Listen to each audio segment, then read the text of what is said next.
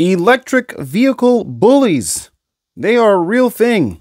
Could you imagine that there are people out there who hate electric vehicles so much that they do things that are outrageous to people who own electric vehicles?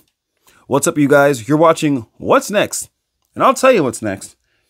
Believe it or not, there are individuals who are out there who are breaking or hitting or smashing people's brand new Teslas because they don't like Elon Musk.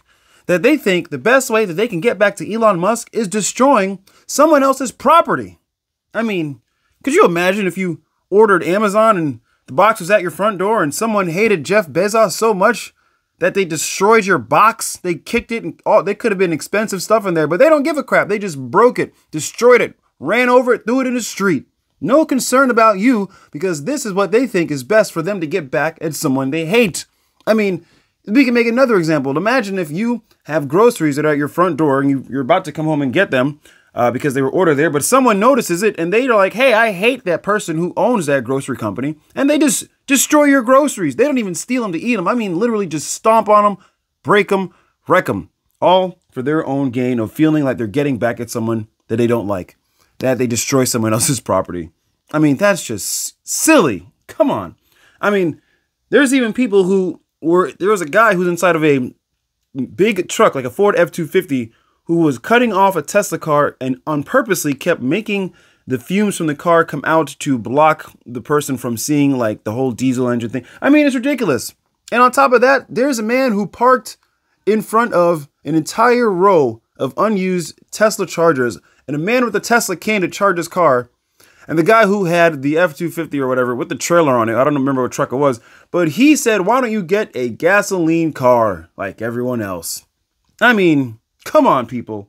That's ridiculous. Could you imagine years ago when just a fake scenario, but imagine if the first gas station came about and a bunch of cowboys were blocking the gas station or maybe the one single pump and you're the person with the car and you're like, hey, I need to get some gas. And they're like, no, we're not going to let you get any gas. Why don't you get a horse like a regular person, you stupid some gun?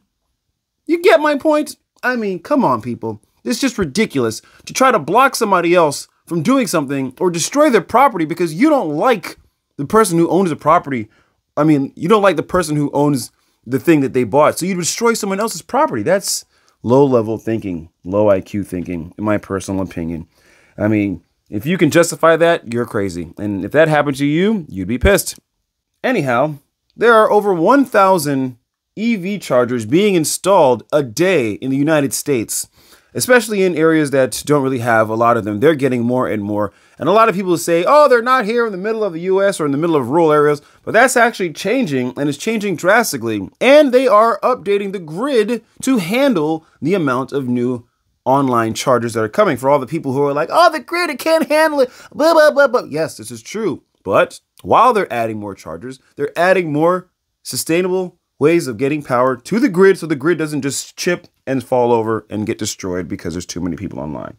So yes, anyhow, ladies and gentlemen, check it out. Also, Tesla and other companies are going to be having a wireless charger. This is going to be a thing coming soon, not too long from now, where people can just drive up over a pad and it will do the charging for them. So a lot of updates and changes are coming for electric cars in the next few months and years. Ladies and gentlemen, tune in. EVs are definitely taking over in a big way.